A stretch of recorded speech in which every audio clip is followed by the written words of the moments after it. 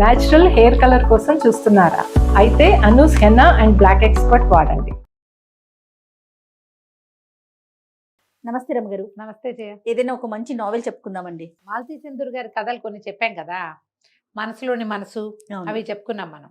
శతాబ్ది సూర్యుడు చెప్పుకున్నప్పుడు ఒక ఆవిడ నన్ను అడిగారు కాంచన మృగం కూడా చెప్పండి అని. కాంచన మృగం కొంచెం కాంప్లికేటెడ్ అని నేను పెద్దగా దాని మీద ముందుకు వెళ్ళలేదు.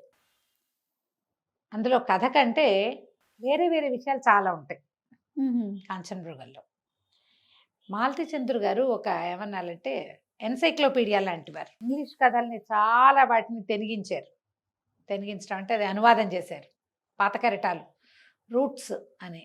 ఆ పాత కెరటాలు అబ్బాయి ఎన్ని ఇంగ్లీషు కథల్ని నావెల్స్ని సింప్లిఫై చేసి సినాప్సిసే రాసినవి ఎన్ని పుస్తకాలు ఉన్నాయో, ఎన్ని కథలు ఉన్నాయో.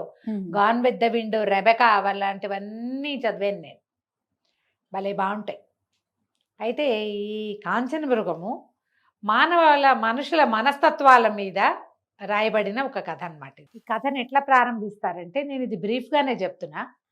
మాలతీ చందూర్ గారి పుస్తకాలు అన్నీ కూడా must by, must keep, must read ఉంచుకోవాలి, మన దగ్గర ఉండాలి. అదే అప్పుడప్పుడు తిరిగేస్తుంటే ఒక సాధారణమైన ఇప్పుడు మన పక్కింట్లో వెనకింట్లో మా ఉంటారా జయ, ప్రతి వాళ్ళకి ఒక బ్రహ్మాండమైన కథ ఉంటుంది కుటుంబానికి. అవును. ప్రతి వాళ్ళకి ఒక గొప్ప తాతగారు, గొప్ప నాయనమ్మో, గొప్ప అమ్మమ్మో, మంచి అమ్మో, ఒక చెప్పుకోదగిన కథో. అది మామూలు కుటుంబం నుంచి పేద కుటుంబం వరకు ప్రతి వాళ్ళకి స్పెషల్, ప్రతి వాళ్ళకి సక్సెస్ స్టోరీస్ ఉంటాయి. ఒక క్యాజువల్ స్టోరీలో కూడా సక్సెస్ ఉంటుంది. ఆ మామూలు విషయాన్ని కూడా బాగా చెప్తారు ఆవిడ. మాలతీ చందూర్ గారు చాలా స్పెషల్.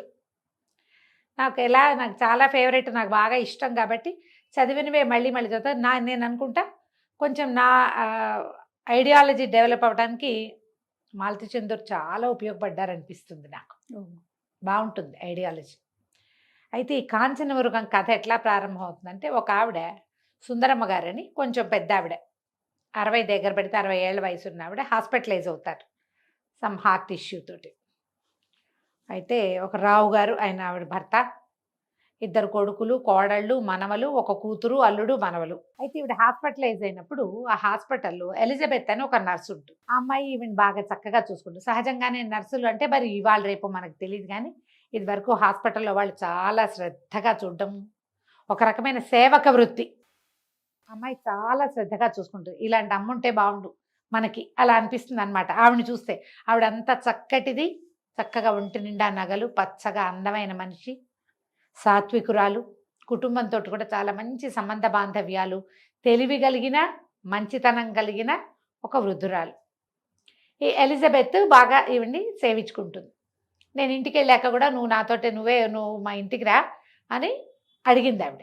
అడిగితే, ఎందుకమ్మా మీరు బాగానే ఉన్నారు, అంత అవసరం ఏం లేదు అంటే, కాదు మా ఇంట్లో ఉండు, నేను నీకు పెళ్లి సంబంధం చూస్తాను, పెళ్లి చేసుకుందు కానీ మా దగ్గర ఉందో కానీ. ఆవిడకి ఈ అమ్మాయి నచ్చిందనమాట. అదే. అయితే ఈవిడ ఏం చెప్పింది, నా ఎలిజబెత్, కాదమ్మా మా తమ్ముడు ఉన్నాడు, తమ్ముడు వెర్రి పిల్లవాడు, వాడు నార్మల్ వాడు కాదు, మా అమ్మ ఉంది, అమ్మ నేను పిల్లాడిని వదిలిపెట్టి, తమ్ముడిని వదిలిపెట్టి పెళ్లి చేసుకోను అలా చెప్పేది. ఈవిడ ఆ భర్తతోటి, ఆవిడతోటి చక్కటి కుటుంబ సంబంధాలు నెరపటము అవన్నీ చాలా సంతోషంగా చూస్తుండేది ఎలిజబెత్. అయితే ఆవిడ ఒక పూటలో డిశ్చార్జ్ అయిపోతారు. బాగానే ఉన్నారు. 2 కొడుకులు, కోడళ్ళు వస్తారు, కూతురు వస్తుంది. కూతురు కూడా చక్కటిది ఆవిడలాగానే. అమ్మాయి కూడా సాత్వికంగా బాగుంటుంది. పెద్ద కోడలు బాగున్నట్టుంటుంది, చిన్న కోడలు మంచి కరోడాగా కనపడుతుంది. చూపిస్తారు ఒక్కొక్క క్యారెక్టర్ని. అయితే ఏమవుతుంది, సడన్గా ఆవిడ ఇంకా రేపు వెళ్ళిపోతారనగా ఈ అమ్మాయి తమ్ముడు వస్తాడు. పిల్లవాడు వెర్రి పిల్లాడని చెప్పింది కదా, నార్మల్ వాడు కాదు, ఏమనాలి, కొంచెం అబ్నార్మల్ కిడ్ అనుకో. అదేలేండి. కొద్దిగా గ్రహణ మొర్రితోటి, కొద్దిగా కాలు పొట్టి పొడుగుతోటి పుట్టాడు అబ్బాయి. ఆ పిల్లాడు లోపలికి వస్తాడు. ఆవిడ ఈ పిల్లాడిని చూసేసరికి చాలా ఎక్సైట్ అయిపోతారు. ఆ పెద్ద ఆవిడ ఉన్నట్టుండి పారాలసిస్ లాగా వచ్చేస్తుంది ఆవిడకి. ఈ అమ్మాయికి అర్థం కాదు, ఏమిటి సడన్గా ఏమైపోయింది, శుభ్రంగా ఉన్న మనిషి మామూలుగా తిరుగుతున్నారు, కోలుకున్నారు హార్ట్ ఇష్యూ నుంచి. కేకలు పెడుతుంది. డాక్టర్లు వాళ్ళు వీళ్ళు పరిగెత్తుకొస్తారు, చిటుకుని అయిపోతారు. ఆవిడ కాస్త పోతారు ఆ సుందరమ్మ గారు. ఏమో అర్థం కాదు, అంత శుభ్రంగా ఉన్న ఆవిడ డిశ్చార్జ్ అయ్యి వెళ్ళిపోవాల్సిన ఆవిడ ఇలా ఎందుకు అయిపోయింది, తన తమ్ముడిని చూసి ఆవిడ భయపడిందేమో అనుకుంటుంది.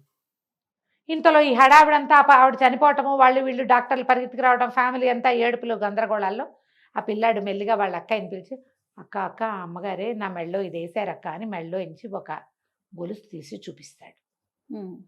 కాకపోతుంది, నీకు వేయటం ఏంటో తెలియదక్క, నాకు తెలీదు, దాని దగ్గరికి రమ్మన్నారు, నా చేతి వేళ్ళు, వాడికి ఒక్కొక్క చేతికి 6 వేళ్ళు ఉంటాయి, 6 వేళ్ళు లెక్క పెట్టారు, నన్ను ఇట్లా మొహం దగ్గరికి లాక్కుని ముద్దు పెట్టుకున్నారు, నువ్వు పెట్టుకుంటావే అట్లా తల్లో వేలు జోరిపి ఇట్లా అని ముద్దు పెట్టుకుంటుంది అక్క వాడిని. ముద్దు ఎర్రటివాడు ఆ పిల్లాడు, చక్కగా ఉంటాడు, కానీ గ్రహణ మొర్రు ఉంది వాడికి, చేతి వేళ్ళు ఎక్కువ, కాలు వంపు, చిన్న ఎర్రగా ఉన్నా కూడా అమాయకపు పిల్లవాడు, ఒక వెర్రితనం ఉంది, అదే చిన్న వికృత స్వరూపం వాడు.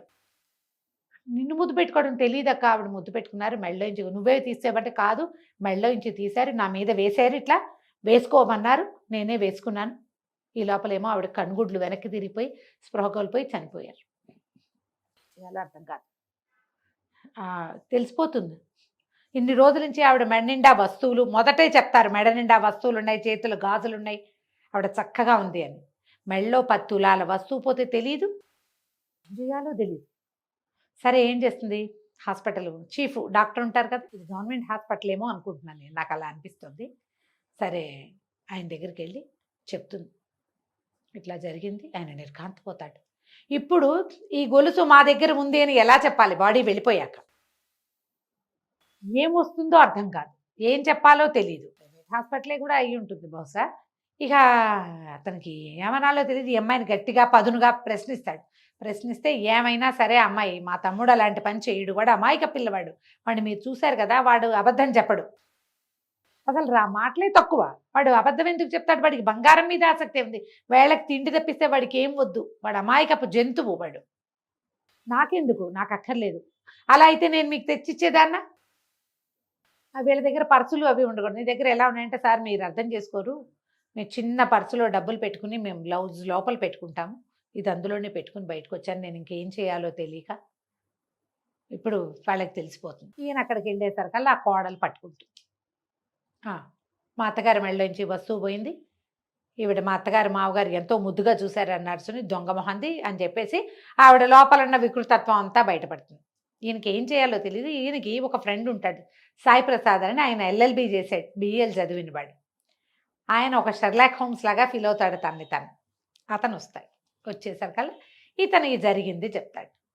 చెప్పేసరికి ఈయన బాగా ఆలోచించి, ఓ పని చేద్దాం, ముందు మీ నర్సుని ఇక్కడి నుంచి కదిపేద్దాం, పద మనం వాళ్ళ ఇంటికి వెళ్దాం అంటాడు. అక్కడికి వెళ్ళేసరికల్లా మా అత్తగారి మెళ్ళలో గొలుసు మాయమైంది అని ఆవిడ నిలదీస్తుంది. ఆయన అంటాడు, కాదు కాదు అమ్మాయిని వాళ్ళని ఏమనకండి, చాలా బాగా చూస్తుంది ఎలిజా నా భార్యని, ఆవిడ చాలా సంతోషంగా ఉండేది, పోతే పోయింది అంటాడు. అట్లా ఎట్లా ఒప్పుకుంటాం, 10 తులాలు గొలుసు ఊరికే వచ్చిందా, అది దాన్ని నక్క వినయం అని నర్సుని తిడుతుంది ఆవిడ.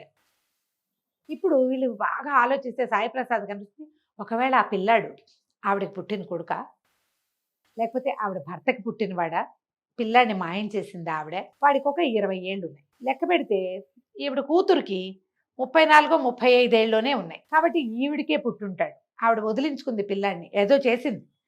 వాడు కనబడేసరికల్లా ఈ 6 వేళ్ళు ఉండటం, గ్రహణ మొర్రి ఉండటం, పిల్లాడి కాలు అవయవాల లోపం ఉండటం, లేదా అవయవ లోపం ఉందని పిల్లాడిని వదిలించుకుందా, దీని మీద మనం ప్రయత్నం చేయాలి. ముందు అసలు ఈ పిల్లాడు ఎలిజా చూస్తే నల్లగా సన్నగా పొగచూరు కట్టేలాగా ఉంటుంది, ఈ పిల్లాడు ముట్టుకుంటే మాసిపోయేంత ఎరుపు, ఈ పిల్లాడిని వీళ్ళు ఎక్కడి నుంచైనా ఎత్తుకొచ్చారా.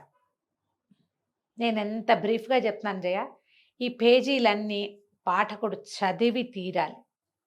సుందరమ్మ గారి క్యారెక్టరు, ఆవిడ భర్త క్యారెక్టరు, వాళ్ళిద్దరి మధ్య ఉన్న అనుబంధం, ఎలిజా తోటి ఆవిడ ఎలా ఉంది, ఎలిజా ఆమెతోటి ఎలా ఉంది, కోడళ్ళు ఎలా ఉన్నారు, అది ఎంత బాగా చూపిస్తారంటే క్యారెక్టర్ని 4 వాక్యాల్లో ఇలా తెరిచి అరటిపండు వలిచి చేతిలో పెడతారు మాలతి గారు, అదే చాలా బాగా చెప్తారు. సాయి ప్రసాద్ ఇప్పుడు ఇది కనుక్కోవాలనుకుంటాడు. ముందు ఏం చేస్తాడంటే ఎలిజా వాళ్ళ ఇంటికి వెళ్తాడు. ఈ పిల్లాడు మీ సొంత పిల్లాడేనా, ఆవిడ బిక్క చచ్చిపోతుంది, ఎలిజా నిర్ఘాంతపోతుంది, అమ్మ తమ్ముడు మన తమ్ముడు కాదా అంటుంది.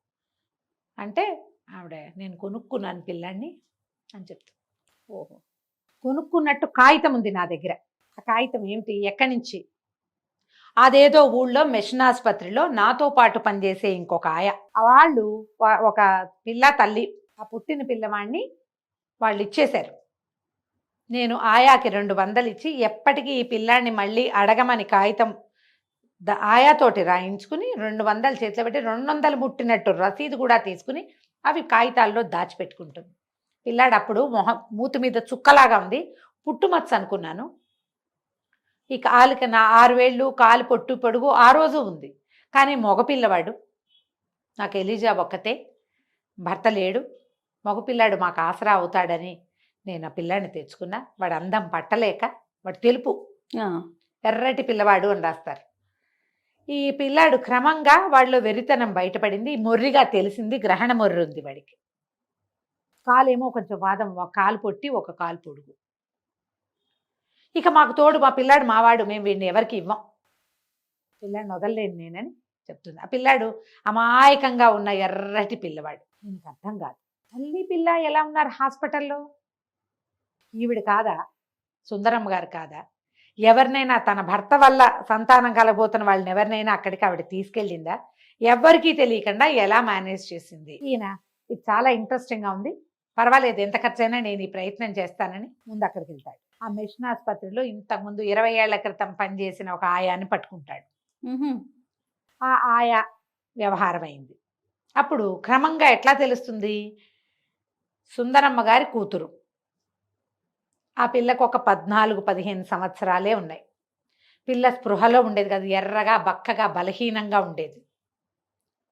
పిల్లకి తెలియదు అసలు తనకి పిల్లాడు పుట్టాడని, పిల్లవాడు బతుకున్నాడని అమ్మాయికి అసలు తెలియని కూడా తెలియదు. పురుడు పోసి పిల్లని తీసుకెళ్ళిపోయింది తల్లి. ఆ పిల్లాన్ని నాకు అప్పచెప్పింది. ఓకే, డబ్బు కూడా ఇచ్చింది పిల్లాన్ని కాచుకోమని. నేను అమ్మేశా. ఇది అన్ని పక్కల నుంచి డబ్బులు లాగేసింది. ఈవిడ దగ్గర నుంచి తీసుకుని ఈవిడితో పాటు ఈ గర్భానికి కారణమైన కుర్రాడు కూడా వచ్చాడు అక్కడికి. ఓకే, ఆవిడ చాలా గట్టిగా కేకలేసి కుర్రాన్ని పంపించేసింది. కానీ ఆ కుర్రాన్ని ఈ ఆయా ఆకట్టుకుని అబ్బాయితోటి కూడా కొన్ని డబ్బులు పంపించేలాగా ఏర్పరచుకుంది. తర్వాత కనెక్షన్ పోయింది. ఈవిడ ఈ ఆయా వాళ్ళ దగ్గర డబ్బులు తీసుకుంది, పిల్లాన్ని కూడా అమ్మేసింది, క్యాష్ చేసేసింది మొత్తం. అలాంటి తెలివిగల వాళ్ళు ఇప్పుడు కూడా బోళ్ళ మంది ఉన్నారుగా. ఇప్పుడు కొల్లలు, ఇప్పుడు ఫోన్లు వచ్చినాయి, సోషల్ మీడియా వచ్చింది. అప్పుడు ఇప్పుడు ఎప్పటి సంగతి 70లో కథ. అప్పుడు గిన్ని లేవుగా సౌకర్యాలు, ఓన్లీ ఉత్తరాలే ఉన్నాయి. సరే, అప్పుడు ఈ పిల్లవాడిని చూడ్డానికి వచ్చిన ఆ కుర్రాడెవరో పట్టుకున్నారు. అక్కడికి వెళ్ళాడు ఈయన. వెళ్తే అక్కడ ఆ ఆయనకి, అతను ఇప్పుడు పెద్దవాడైపోయాడు, 20 ఏళ్ళ నాడు అప్పటికే 18 ఏళ్ల కుర్రాడు, 17 ఏళ్ల వాడు. ఇప్పుడు 37 ఏళ్ళ 38 ఏళ్ళ ఉండాలి కదా. వాళ్ళ ఇంటికి వెళ్తే భార్య కూతురు ఉన్నారు. అతనికి కాళ్ళు లేవు, ఏదో యాక్సిడెంట్లో కాళ్ళు పోయినాయి. అతను ఏదో టీచింగ్ దాంట్లో ఉన్నాడు. ఈయన మెల్లిగా సాయి ప్రసాద్ గారు మెల్లిగా బూస్ట్ చేసి కనుక్కుంటాడు. కనుక్కుంటే అతను అదేదో చిన్నతనం, ఊరికే ఏదో చిన్న ప్రయోగంలాగా చేసాం, అనుకోకుండా తను ప్రెగ్నెంట్ అయిపోయింది. అప్పటికి మేము చాలా చిన్నవాళ్ళం. ఇతనికి 16 నుండి 17, ఆ పిల్లకి 14 ఏళ్ళు, 10th క్లాస్ కూడా కాదు. వాళ్ళ అమ్మగారు ఎప్పుడైతే ఇది తెలుసుకున్నారో నన్ను గట్టిగా వార్నింగ్ ఇచ్చారు. నన్ను వాళ్ళ ఇంటి ఛాయలకు కూడా రానివ్వలేదు. పంకజం ఆవిడ కూతురు పేరు. పంకజాన్ని ఎక్కడికో తీసుకెళ్ళిపోయారు. తర్వాత తిరిగి వచ్చారు. నేను నా బేబీ అక్కడ ఉన్నాడని నేను వెళ్ళా అక్కడికి. తర్వాత ఆ ఆయా నన్ను కూడా రానివ్వలే. నేను కొంత డబ్బు ఇచ్చా కొంతకాలం పాటు. తర్వాత ఏం జరిగిందో కూడా నాకు తెలియదు. వాడికి నాకు పిల్లవాడు చనిపోయాడని ఉత్తరం రాసింది. చనిపోలా, పోగొట్టేసింది అదే. పిల్లవాడు పోయాడు అనుకుంటున్నారు. అయిందా? ఇప్పుడు ఈ అప్పుడు జరిగిన సందర్భం ఈ ఆయా ఏం చెప్పింది దీనికి, ఆవిడ ఒక మంచి ఎత్తరి తెల్లటి దెబ్బపండు లాంటి రంగున్న మనిషి, పిల్ల చిన్నపిల్ల, ఆవిడ దగ్గర బాగా సొమ్ముంది. ఆ సమయానికి ఆవిడ భర్త ఫారిన్ వెళ్ళారు. ఫారిన్ వెళ్తే మగపిల్లలిద్దరిని ఎవరికో అప్పచెప్పి ఆఖరి పిల్ల అయిన కూతురుని తీసుకుని ఈవిడ మిషన్ ఆసుపత్రికి వచ్చి రహస్యంగా పురుడు పోసి పిల్లవాడిని వదిలిపెట్టి వెళ్ళిపోయింది. కూతురుని తీసుకెళ్ళిపోయింది ఆవిడ. ఆ పిల్లాడు అబ్నార్మల్ కిడ్, పుట్టినప్పుడే వాడు సరైన పిల్లవాడు కాదు. కానీ ఆవిడ పుట్టిన బిడ్డని తల్లి చూడలా, అమ్మమ్మ చూసింది. పిల్లాడి చేతికి 6 వేళ్ళు ఉండటం, కాళ్ళు తేడాగా ఉండటం, వాడికి గ్రహణ మొర్రు ఉండటం, అచ్చు గుద్దినట్టు ఆ కుర్రాడి పోలిక, తండ్రి పోలిక. ఆవిడ ఆ పిల్లాడిని హాస్పిటల్లో చూడంగానే గుర్తుపెట్టేసింది. ఎందుకంటే ఇదే వయసులో ఆ కుర్రాడు తమ ఇంటి చుట్టూ తిరిగాడు, తన మ్. కూతురుతోటి స్నేహం చేసిన వాడు. మొహం గుర్తుపట్టేసింది, చేతి వేళ్ళు చూసేసరికి పిల్లాడు బతికున్నాడని తెలిసిపోయి పిల్లాడిని ముద్దు పెట్టుకుని ఆ మెళ్ళో వస్తువు వాడికి ఇచ్చింది. ఇప్పుడు దీన్ని ఎట్లా ఒక లైన్లోకి తీసుకురావాలి? పంకజానికి పెళ్ళయింది, 2-3 పిల్లలు ఉన్నారు, ఫారిన్లో ఉంటోంది. ఈ అమ్మాయి వచ్చింది, వాళ్ళ ఆయన పిల్లలు కూడా వచ్చారు. తల్లి పోయేసరికి భర్త పిల్లలు కూడా వచ్చారు. ముందు పంకజం ఒకతే వచ్చింది. ఇప్పుడు దీన్ని ఈ ఈ పిల్లవాడిని చూసి మీ అత్తగారి గొలుసు ఇచ్చిందని కోడలికి చెప్పచ్చా? ఏనాటి కథో ఈ అమ్మాయి కథని బయటికి తీసుకురావచ్చా? లీస్ట్ బాధాడుగా ఉన్నాడు ఆ పిల్లవాడి తండ్రిగా చెప్పబడుతున్న ఆయన, కాళ్ళు లేవు. ఈయన బాగా ఆలోచించుకుని ఈ వస్తువు మా దగ్గరే ఉంది అంటే మాధవి ఆవిడ 2వ కోడలు ఎట్లా రియాక్ట్ అవుతుందో తెలియదు. పంకజానికే చెప్తాడు. ఆమెతో మాట్లాడాలని పిలిచి చెప్తే ఆవిడ ఒక చిన్న నవ్వు నవ్వుతుంది అమ్మాయి. నేను చాలా చిన్నదాన్నప్పటికీ ఏదో పుస్తకాలు చదివి మేమిద్దరం ఒక ప్రయోగం లాగా చేసాం. అది మా అమ్మకి తెలిసింది, అనుకోకుండా ఈ ప్రెగ్నెన్సీ వచ్చేసింది. మా అమ్మ నన్ను అక్కడికి తీసుకెళ్ళింది. 24 గంటలు మత్తులో ఆ పిల్లాడి మీద నాకు ఏ వ్యామోహము కలగకుండా, ఆ ప్రెగ్నెన్సీ మీద మామూలుగా ఏముందమ్మా, గర్భస్థ శిశువు పట్ల వ్యామోహం కలుగుతుంది తల్లులకి. ఎంత చిన్న పిల్లైనా 12 ఏళ్ళ 13 ఏళ్ళ పిల్లలకైనా లోపల పెరిగిన శిశువు మీద ఉంటుంది పాశం. అది తెలియకుండా నన్ను ఒక రకమైన ట్రాన్స్లో ఉంచి నా జీవితాన్ని మా అమ్మ మళ్ళీ బిల్ట్ చేసింది. మీకేమీ రిగ్రెట్ లేదంటే నాకేం తెలీదు. ఇప్పుడు రిగ్రెట్ అయ్యి అదేదో తెచ్చుకొచ్చి ఈ మొత్తం జీవితాన్ని మా అమ్మ ఏ సౌధాన్ని నా కోసం కట్టిందో దాన్ని పాడు చేసుకున్నా నేను. వాడు ఎక్కడో పెరుగుతున్నాడు, హాయిగా ఉన్నాడు, ఎందుకు వాడి జీవితాన్ని నేను పాడు చేయటం? నాకేం మాతృత్వ భావనలు తెలియదు అసలు నాకు. మరి మీ వదిన గారు అడుగుతారు గొలుసు కోసం, మా వదినకి ఏం సంబంధం? మా అమ్మ బంగారం మీద, మా అమ్మ బంగారం నాది. అందులో రాస్తారు జయ, తల్లి బంగారం కూతురుది. మా అమ్మకి మా వదినకి ఏం సంబంధం? ఆవిడకేం సంబంధం లేదు, ఆవిడకి ఏం సంబంధం లేదు. ఆవిడ నేను ఎలా నోరు ముయించాలో నేను చూసుకుంటాను. ఈ గొలుసు మా అమ్మ ఎవరికి ఇవ్వదలుచుకుందో వాళ్ళకి అప్పచెప్పండి, వాళ్ళని నాకు చూపించాల్సిన అవసరం లేదు. వీళ్ళు ఏం చేస్తారు, ఎలిజా వాళ్ళని ఇక్కడ వాళ్ళు పోలీస్ రిపోర్ట్ ఇస్తామంటుంది కోడలు, అందుకని వీళ్ళని ఇంకో చోటకి తరలిస్తారు. అక్కడెక్కడో ఊటీలో ఎవరో ఫ్రెండ్స్ ఉన్నారు, మీరు అక్కడికి వెళ్ళిపోండి అని చెప్పి. కథ ఎట్లా బిగువుగా సాగుతుందంటే జయ, ఇందులో ఎన్ని క్యారెక్టర్లు ఉన్నాయి?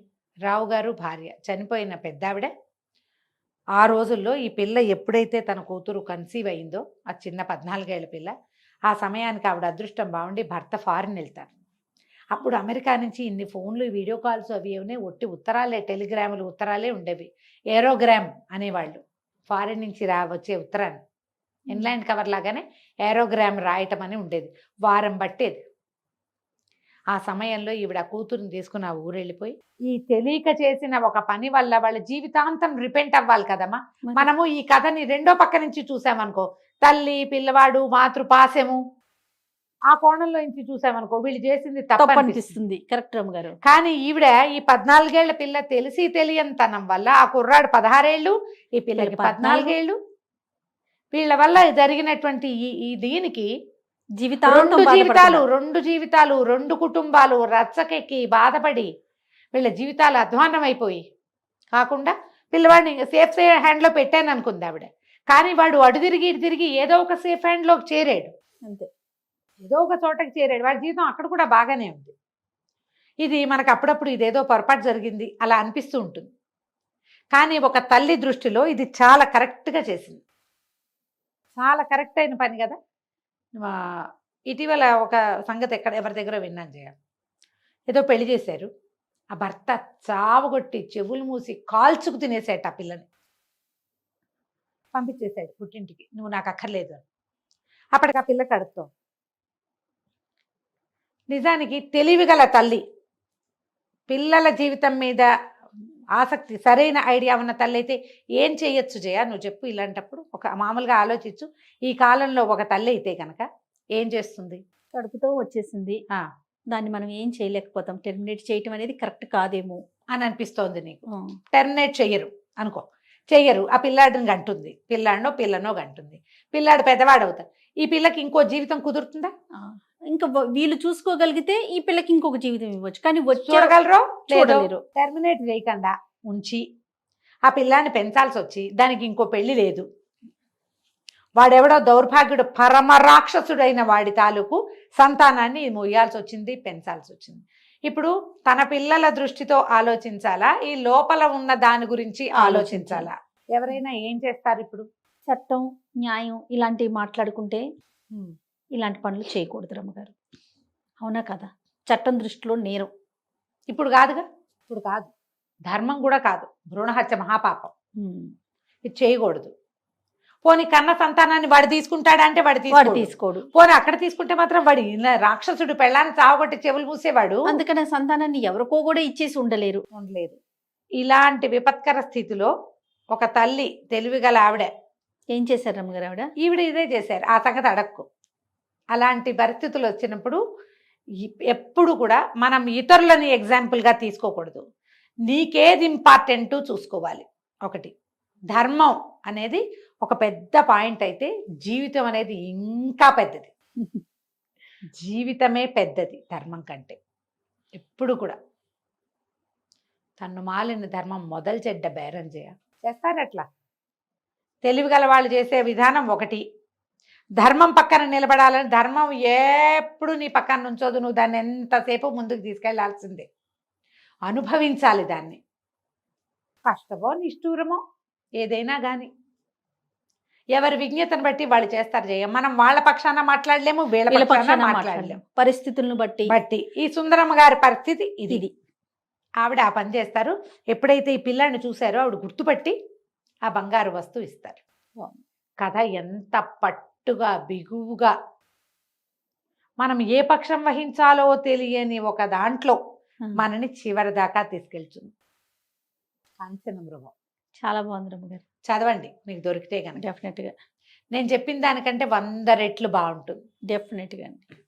అయితే ఆన్ స్క్రీన్ మీరు నాకు ఆన్సర్ చెప్పలేదు, ఆఫ్ స్క్రీన్ అయినా నాకు కెమెరాస్ ఆఫ్ అయ్యాక ఆవిడ ఏం చేశారో నేను తెలుసుకోవాలనుకుంటున్నాను. ఎవరి ధర్మం వాళ్ళది దాని మీద వాళ్ళ అవగాహన బట్టి వాళ్ళ ఇప్పుడు ఏం చేయాలి అనేది నా దగ్గరకు వచ్చిన ప్రశ్న. అదే పరిస్థితి ఒకటి ఉంటుంది కదా రమ్మగారు.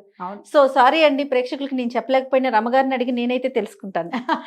వాళ్ళు ఏం చేశారో నాకు తెలీదా రమ్మగారు? నన్ను అడిగారు ఇప్పుడు ఏం చెయ్యాలి, మీరు ఏం చెప్పారు సలహా నాకు చెప్పండి. నేనేం చెప్తాను జయ, మామూలుగా నేను చెప్తాను రమ్మగారు. విను, నేనేం చెప్తాను మామూలుగా, మీరు రాసుకోండి ఏది ముఖ్యం మీకు. ఇప్పుడు అది తప్పో ఒప్పో ఇతరుల మీదకి ఎందుకు వెళ్ళిపోవాలి? వాళ్ళు చెప్పారు కాబట్టి మేము చేసామనకూడదు. మీకై మీరు చేయాలి ఏదైనా సరే. అందులో ఇలాంటి పరిస్థితి అప్పుడు మీకై మీరు చెయ్యాలి, సలహాదారులు కాదు. ఎవరైనా గురువు గారు ఉంటే బోధించవచ్చు ఒకటి, లేదా ఒక తల్లి మీ పిల్ల 25 ఏళ్ళు పెరిగిన పిల్ల లోపల ఉన్న ఒక 3-4 వారాల 6 వారాలదా ఎలాంటి భవిష్యత్తు ఇవ్వగలుగుతాం మనం? ఇవి ఎవరికి వాళ్ళు ఆలోచించుకోవాలి కదమ్మా. ఈ రోజుల్లో అంత ఆలోచన ఎవరు చేయటల్లా. ఈ ధర్మం పిచ్చి ఉన్న వాళ్ళు కొంతమందే ఉంటారమ్మా, అంత ఆలోచించట్లేదు. పిచ్చని నేను ధర్మం పట్ల వాళ్ళకున్న అవగాహనని బట్టి వాళ్ళు ఆ రకంగా ఆలోచిస్తారు. పరిస్థితులు రమ్మగారు, పరిస్థితులను బట్టే కదా. ఈ కాంచన మృగం మాత్రం మనకి సుందరమ్మ గారు చేసింది కరెక్టేనని అనిపిస్తూ ఉంటుంది, అప్పుడప్పుడు అనిపిస్తుంది. ఏది ఇంపార్టెంట్ అనేది. ఇప్పుడు వాడెవడో ఒక పిల్లవాడు ఒక అబ్నార్మల్ కిడ్ కనపడితే వాడి వైపే ఉండాలి అని మనకు అనిపిస్తుంది, కానీ వాడికి మంచి జీవితమే లభించింది. అది అందరికీ లభించకపోవచ్చు, అది ఈవిడికి మంచి జీవితమే లభించింది. నాకు అక్కర్లేదు, మా అమ్మ ఏం చేయాలనుకుందో నేను దాని మీద ఉంటానని చెప్తుంది ఆవిడ. ఇప్పుడు ధర్మాధర్మాలు నాకంటే ఎక్కువ మా అమ్మే ఆలోచించింది. మా అమ్మ ఒక ఐడియా ప్రకారమే చేసింది. ఆవిడ చేసిన దానికి దాని మీద ఉంటాను, నేను దీని మీద ఉంటాను. మా అమ్మ ఇవ్వదలుచుకుంది ఇచ్చేస్తుంది అంతే. అది నాకు ఇవ్వక్కర్లేదు, మీరు వాళ్ళకే ఇచ్చేయండి. మా అమ్మ ఎవరికి ఇచ్చిందో వాళ్ళ దగ్గరే ఉంచుకొనివ్వండి దాన్ని, వాళ్ళు ఏం చేసుకున్నా సరే దాన్ని. మా అమ్మే కరెక్ట్. చాలా బాగుంటుంది కదా. కుదిరితే చదవండి. ఈ డిస్కషన్ అంతా నిజానికి అనవసరమే అంతే, కాకపోతే ఇలాంటి సందర్భాలు కొన్ని అవుతాయి అంతే. 70లో రాశారు ఇది. సూపర్ రమ్మగారు. నమస్తే. నమస్తే జయ.